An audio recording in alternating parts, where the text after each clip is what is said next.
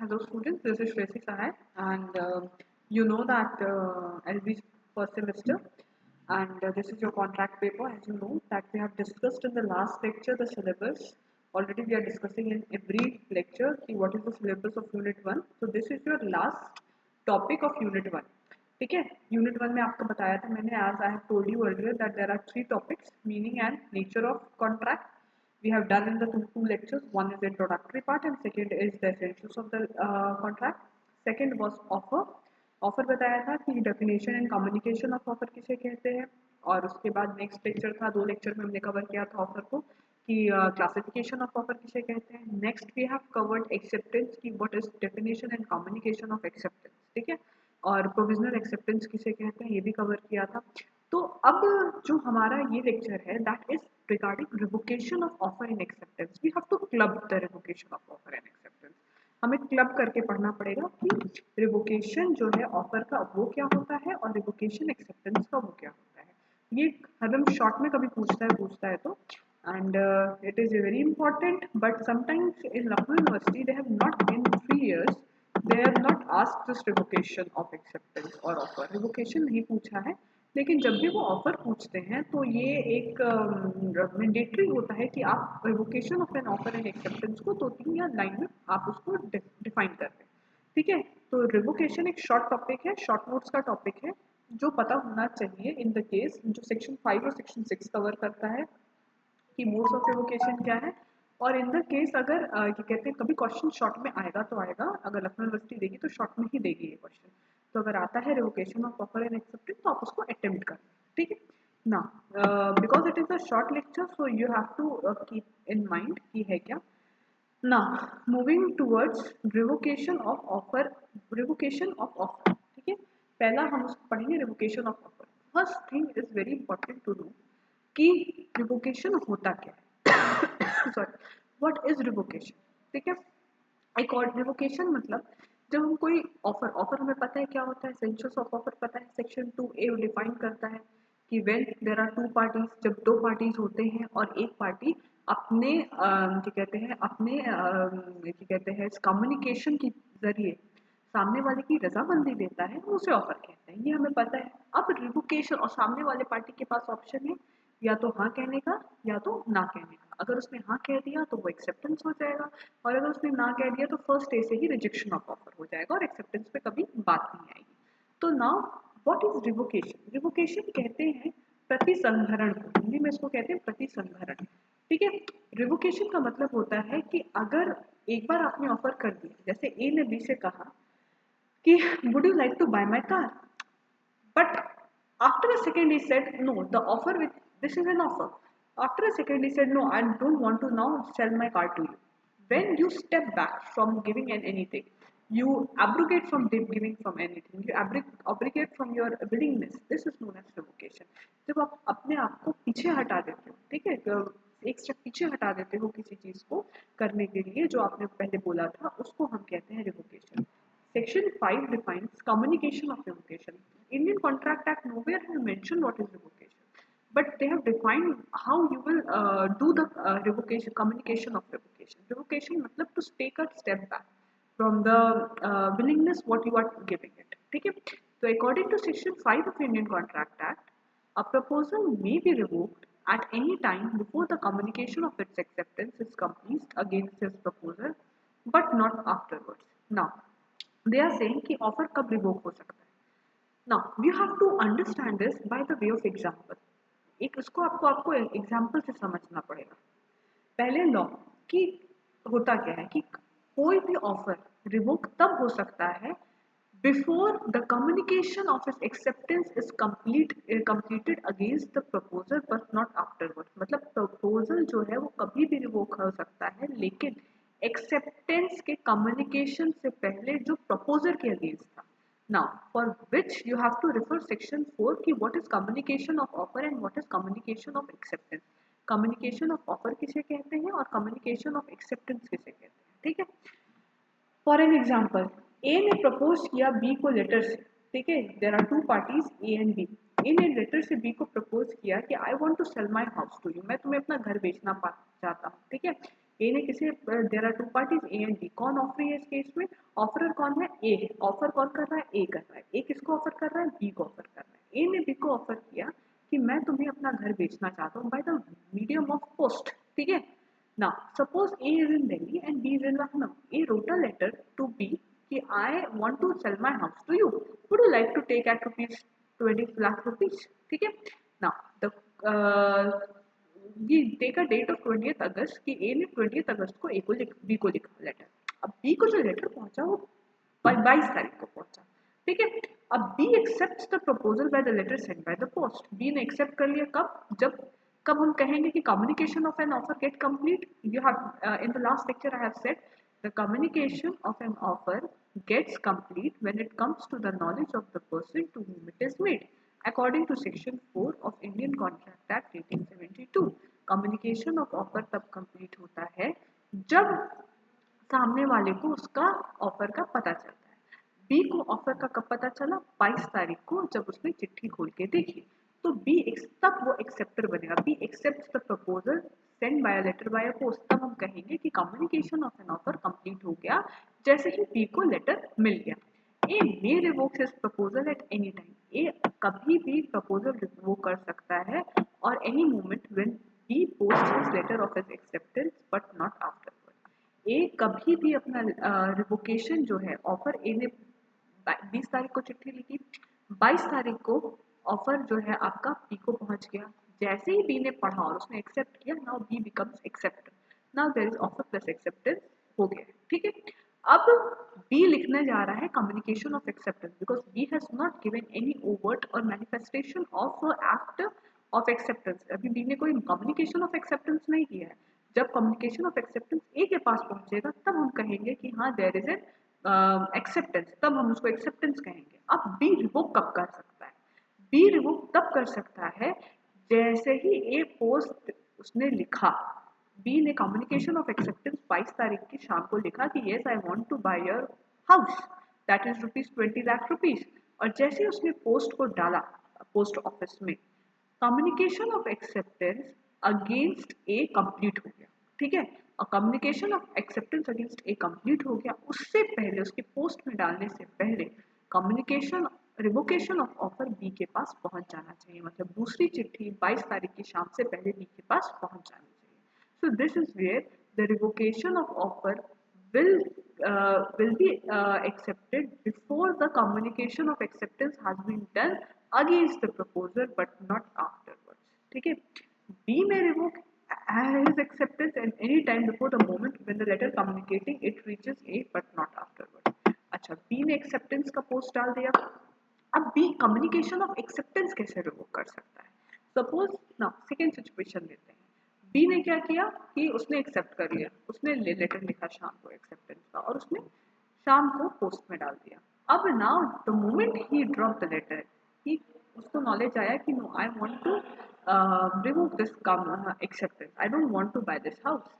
अब वो क्या करेगा, he will straight away take a second letter and he will drop the second letter. Communication of acceptance, first letter पहुंचने से पहले ही सेकंड लेटर रिवोकेशन का पहुंच जाएगा, तब हम मानेंगे कि रिवोकेशन ऑफ एक्सेप्टेंस पूरा हो गया है। This is what the revocation of an offer and revocation of an acceptance which is there in section 5, ठीक है। सो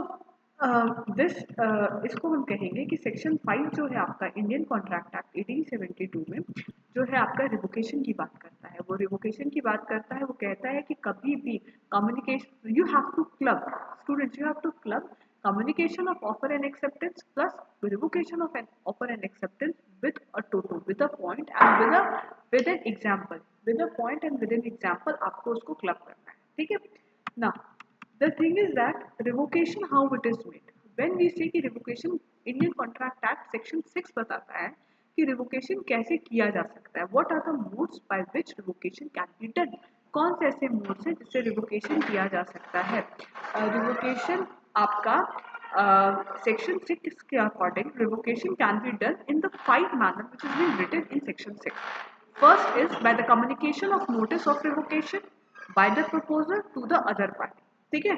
रिवोकेशन ऑफ प्रपोजल इन्हीं माध्यमों की वजह से किया जा सकता है, by the communication of notice of revocation by the proposal to the other party. जब कम्युनिकेशन ऑफ नोटिस हो जाएगा, मतलब by the way of letter, by the way of letter जब प्रपोजर क्या कर सकता है, by way of the letter दूसरी पार्टी को रिवोक कर सकता है। दूसरा, by the lapse of prescribed time if the proposal for its acceptance, or if no time it is prescribed by the lapse of the reasonable time without communication of acceptance। अब ये क्या है, lapse of a time मतलब एक reasonable समय निकल जाए। Suppose A and B है, ठीक है, ए ने बी से कहा कि I want to sell my car, और for an example take another example, I want to sell my house to you. Letter लिखा बी को और उसने कहा कि मुझे तुम अपना बहस है क्या, तुम ये मेरा घर 50 लाख रुपए में खरीदोगे और मुझे तुम्हारा जवाब 5 दिन के अंदर चाहिए, हाँ या ना में। और अगर तुमने 5 दिन के अंदर जवाब नहीं दिया तो मैं मान लूंगा कि तुमने एक्सेप्टेंस नहीं किया। 20 अगस्त को उसने लेटर लिखा और 20 अगस्त को उसने 21 अगस्त को ए के पास बी के पास पहुंच गया। 5 डेज का टाइम था, पीरियड था 5 डेज का। 5 डेज में बी का कोई रिस्पॉन्ड नहीं आया तो ये मान लिया जाएगा कि रिवोकेशन ऑफ ऑफर हो गया है, रिवोकेशन ऑफ ऑफर हो गया है, या लैप जो पर्टिकुलर टाइम था वो लैप्स हो गया, ठीक है। और अगर कोई पर्टिकुलर टाइम नहीं लिखा है तो एक रीजनेबल टाइम अगर लैप्स हो जाता है तो मान लेते हैं कि रिवोकेशन ऑफ प्रपोजल हो गया, प्रपोजल क्या हो गया, रिवोक हो गया। बाय द अब इससे क्या होगा, अब ए के पास ऑप्शन है कि 5 दिन के बाद वो सी को अप्रोच करे, डी को अप्रोच करे, एफ को अप्रोच करे। Now B is not, now A is not bound towards B to sell his house to him only, because in the already in the offer clause he has written the point that within the 5 days I want the answer by you. If the answer will not come within the 5 days, it will be understood that there is a revocation of proposal, ठीक है। तो अगर there is a time given, as you can see in the second point, if there is a time given, so the acceptance has to be done, communication of acceptance has to be done within that particular time. If there is no time given, then there must be a reasonable time. If there is a lapse of a reasonable time, so without communication the proposal will get revoked, ठीक है। Third point अगर हम उसको देखते हैं, by the failure of the acceptor to fulfill a condition precedent to acceptance, we have already studied this in the last lecture that acceptance must be absolute and unqualified। acceptance आपका absolute और unqualified होना चाहिए। so if 10 conditions has been given in the clause of offer, अगर 10 conditions offer के clause में दिया गया है, that in the case offerer has said कि I want to sell my house to you, but the house is like 50 lakh rupees, the house registration has to be done by you, I will only take a DD, I will not accept any other mode of payment। so these are the conditions and you will get the possession of a 1 month। so these are the 5-6 conditions of an offer। now would you like to buy my house? now B put a condition precedent towards, B ने condition लगा दिया और उसने मतलब जितना भी A ने conditions लगाए, ठीक है। अब B wants yes, he said yes I'll buy, but he didn't fulfill the condition of registration। in that case it will be deemed as the proposal is get revoked। अगर B ने जो भी conditions ए ने लगाए हैं, क्योंकि absolute और unqualified होना चाहिए, अगर उसने कोई भी कंडीशंस फुलफिल नहीं की जो ऑलरेडी प्रेसिडेंट है, पहले से ही ए ने ऑफर में लगाए हुए हैं कंडीशंस, अगर उसने फुलफिल नहीं की तो ये मान लिया जाएगा कि ऑफर जो है वो रिवोक हो गया। Now in this case A is not bound toward B to sell the house to him. अब यहाँ पर ए बाउंड नहीं हो सकता बी के लिए कि वो बी को हाउस को बेचे। Now, next is by the death or insanity of the proposer, if the fact of the death or insanity comes to the knowledge of the accepted before the acceptance। In the case, you know that the contract is an individual.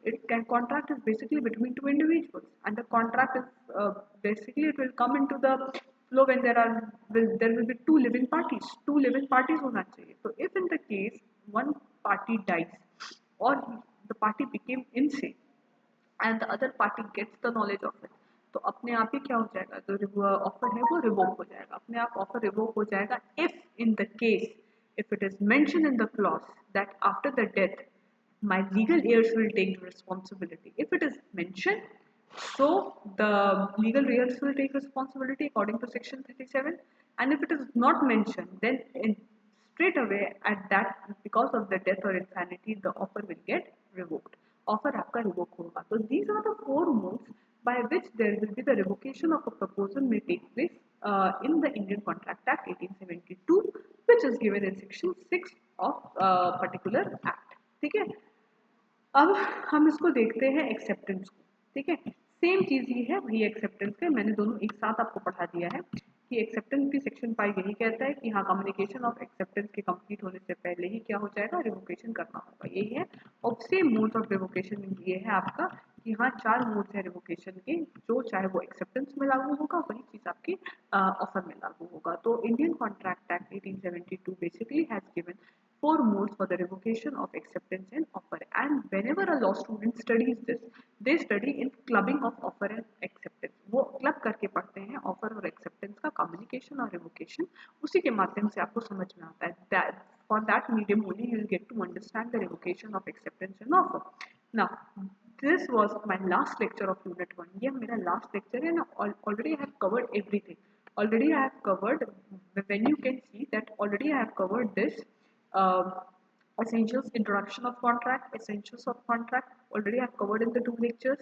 क्या होता है, then I have covered offer, offer किसे कहते हैं, offer के क्या कहते हैं, valid offer के essentials क्या होते हैं, communication of offer क्या होता है, ये सब हम नालवन शुक्ला वर्सेस गौरी दत्ती हम लोगों ने पढ़ लिया, ठीक है। फिर हम लोगों ने क्लासिफिकेशन ऑफ ऑफर्स भी पढ़ लिए कि काइंड्स ऑफ ऑफर क्या होते हैं, जनरल ऑफर क्या होता है, स्पेसिफिक ऑफर क्या होता है, जनरल ऑफर के केस लॉस क्या होते हैं, केस लॉस क्या है, Carlos versus carbolic smoke ball company case, which is very leading important case and it will come in the Lucknow University exam.